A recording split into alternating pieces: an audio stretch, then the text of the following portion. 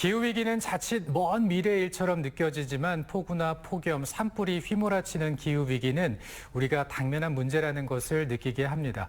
이런 기후위기는 이 재난이 일상이 됐다라는 말까지 할 정도를 할 정도가 됐는데요. 그래서 오늘은 기후위기에 대해서 좀 깊이 있게 다뤄보는 첫 시간을 준비했습니다.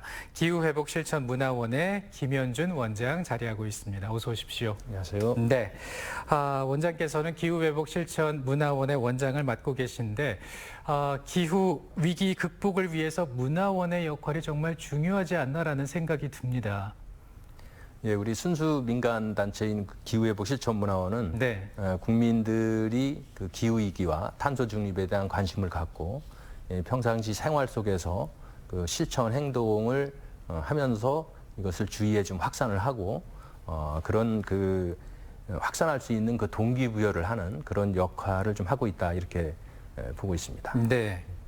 그래서 지금 그 대형 산불이라든지 또 폭염, 폭우가 지금 심해지지 않습니까?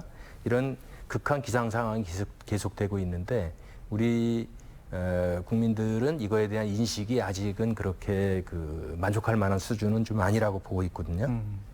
그래서 그렇게 이런 기후 위험에 대한 인식이 좀 높아지려면 서로 소통을 하고 이거에 대해서 저는 좀 재미난 표현으로 기후 수다를 좀 떨어야 된다. 네네. 그렇게 해서 우리가 이런 그 기후에 대한 많은 문제를 서로 이야기할 수 있어야 되는데 우리 기후회복실천문화원에서는 기후 편지라든지 또 환경 시 같은 것을 제공을 해서 이런 이야기거리를 우리 그 기후 수다를 떨 수 있는 그 거리를 좀 제공하고 있다 이렇게 볼 수 있습니다. 네. 네. 그런데 이 기후 위기나 뭐 이상 기후 이렇게 말을 하면 저는 가장 먼저 떠오르는 게 아무래도 지구 온난화이거든요. 기온이 1도가 오르는 거는 사실 크게 체감되지 않는데 이 지구 자체가 1도 오르는 건 어마어마한 일을 초래할 수 있다고요. 그럼요. 우리가 특정 지역에서 기온이 오르는 것을 날씨와 기후로 이렇게 대별해서 볼 수 있는데 그 날씨와 기후를 우리가 좀 정확하게 용어를 좀 봐야 됩니다. 그 날씨는 이제 특정 지역에서 그 시시각각 변하는 뭐 기온이라든지 강수량, 그다음에 습도나 풍속 이런 것을 얘기하고 기후는 그 일정한 지역에서 그 30년 이상 오랜 기간 동안에 그 걸쳐서 나타나는 날씨의 그 평균적인 상태를 기후라고 합니다. 그래서 날씨는 사람으로 치면 날씨는 그 사람의 어떤 그날 컨디션이나 기분이라고 볼 수 있지만 기후는 그 사람의 성격이라고 좀 볼 수 있죠. 네. 그래서 그 지구 전체의 온도가 올라가는 것은 이것은 아주 큰 일인데 우리가 체온이 1도, 2도 올라가면 우리 병원을 가야 되지 않습니까? 네. 그런 것처럼 지금 지구의 기온은 한 1.3도 정도 산업화 대비해서 1.3도 정도 상승을 한 건데 이렇게 되면은 그 지구 전체의 어떤 균형과 그 시스템이 붕괴되고 그 극심한 그 기후 재난이 올 수 있다. 이런 것을 이제 경고하는 그런 상황이 되겠습니다. 그렇군요. 그럼 이렇게 지구가 뜨거워지게 되면 우리 삶에 영향을 미치게 되잖아요. 어떤 영향이 있을까요? 첫째는 이제 기후 재난이죠. 네네. 그래서 그 극단적인 어떤 그 폭우라든지 폭염이라든지 이런 것이 올 수 있고 이것이 그 북극이 따뜻해지면서 어떤 제트 기류가 약해져서 대기 정체 현상이 옵니다. 그런 것 때문에 우리가 폭염이 올 수 있고 그것이 이제 폭우로도 연결이 되고 그리고 특히 그 해수면 상승으로 인해서 그 태평양의 그 남태평양 지대에 있는 그 투발루 같은 나라는 지금 그 잠기고 있거든요. 네. 그것뿐만 아니라 그 이제 뭐 뉴욕이나 LA, 그다음에 그 런던 이런 그 주요 해안 도시, 또 우리나라의 제주도나 부산 이런 우리나라도 그 직접적인 피해를 좀 받을 수 있다 이렇게 볼 수 있습니다. 네.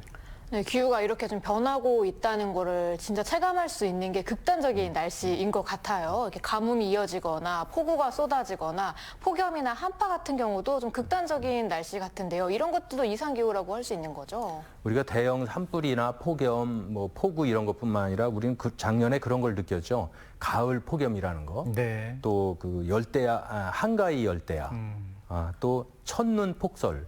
뭐 이런 지금까지 겪어보지 못했던 그런 자연재난을 마주하고 있는데 지금 재난은 옛날에 비해서 좀 많이 커지고 네. 좀 더 양태가 좀 바뀌었는데 저는 그것을 재난의 CDEF화 현상이라고 얘기를 합니다.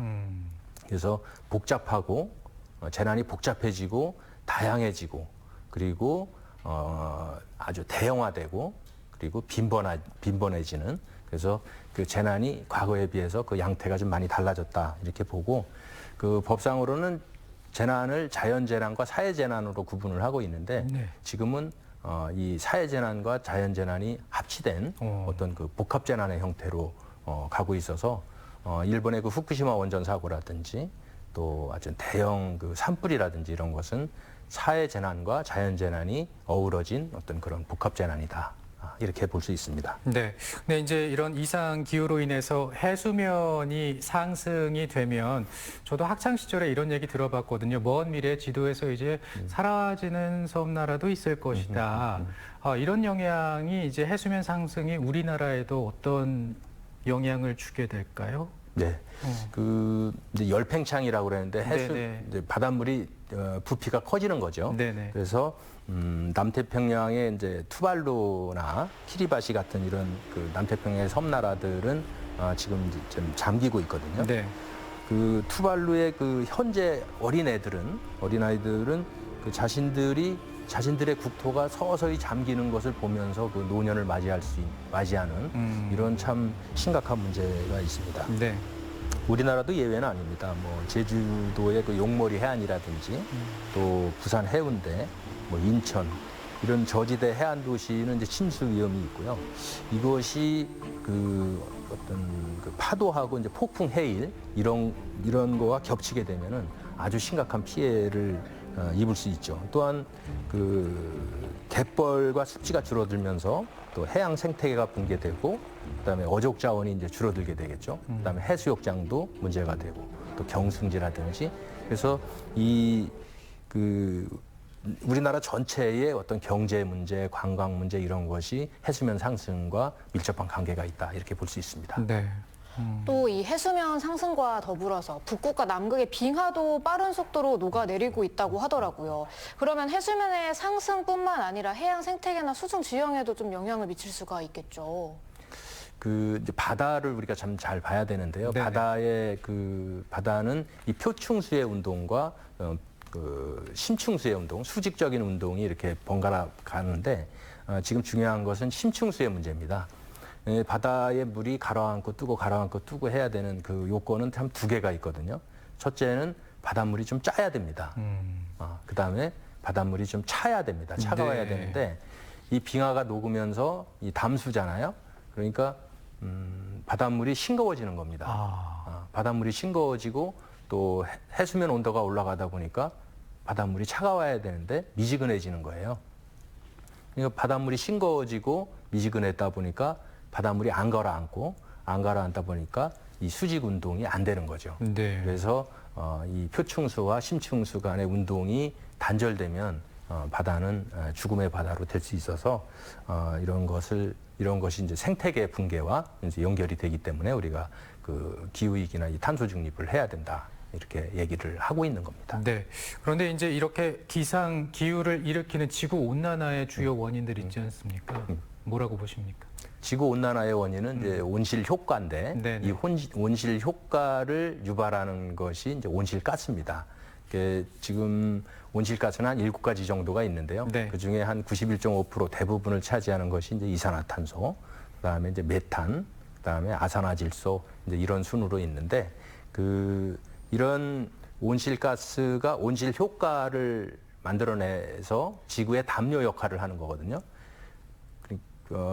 태양에서 복사 에너지가 들어와서 나가야 되는데 네. 이 온실가스 때문에 열이 갇히는 거죠. 지구에. 그래서 그 지구의 담요 역할을 하고 있다. 그래서 이런 걸로 인해서 뭐 해수면 상승이라든지 또 극단적인 기상현상, 생태계 교란, 생물 다양성 교란 이런 건 여러 가지 문제들이 이제 파생이 되고 있는 겁니다. 네. 그래서 요즘에 세계적으로 이 탄소 중립이 화두잖아요. 우리나라의 탄소 중립은 어느 정도 수준인가요? 우리나라는 이제 탄소중립 기본법을 지난 2021년도에 제정을 해서 전 세계에서 한 14번째로 법제화를 한 나라입니다. 그리고 그 2030 국가 온실가스 감축 그 목표 NDC라고 하는데 그것을 2018년 대비 한 40% 정도를 감축하겠다고 이제 국제사회에 선언을 했거든요. 네. 그렇지만 그 실행력이나 속도 면에서는 아직 그 좀 미흡한 수준이고요. 특히 그 국제 단체에서 탄소 중립을 잘 못하는 나라한테 주는 그 오늘의 화석상이라는 것이 있습니다. 네. 그것을 2023년, 24년 연속으로 이렇게 그 오늘의 화석상을 받는 그런 불명예를 갖기도 했고요. 우리나라 그 전력 기준 생산으로 보면은 그 가스나 석탄에서 차지하는 비중이 한 60% 정도가 되고 재생에너지 비율은 한 9% 정도밖에 안 되거든요. 그렇지만 이제 새 정부 출범 이후에 이런 그 재생에너지 생산이라든지 이런 것을 속도감 있게 우리가 추진을 해서 그 조금 더 그 기후 위기와 탄소 중립에 우리가 좀 매진해야 된다 이렇게 생각을 합니다. 네. 정말 우리의 안전과 건강을 위해서 꼭 필요한 일인 만큼 지구 온난화를 늦추기 위해서 내가 할 수 있는 일은 무엇인지 깊이 있게 좀 생각해 보는 시간 가져봤으면 좋겠습니다. 오늘 원장님 얘기 잘 들었습니다. 네, 다음에 또 감사합니다. 뵙겠습니다. 네. 자, 그리고 민경 씨도 오늘 고맙습니다. 내일 올여름 가장 많이 기다렸던 날이 되지 않았을까 싶은데요. 사실 내일 절기가 처서죠. 네, 폭염으로 인해서 가장 유명한 절기인데 처서가 지나게 되면 시원해진다고 해서 처서 매직이라고도 하지 않습니까? 하지만은 올해는 기대가 수포로 돌아갔습니다. 기대가 어려울 듯합니다. 당분간 폭염이 이어질 것으로 보이고요. 그리고 주말도 덥다고 하니까요. 시원하게 보내시기 바랍니다. 저는 다음 주 목요일에 또 생방송으로 찾아오겠습니다. 오늘 고맙습니다.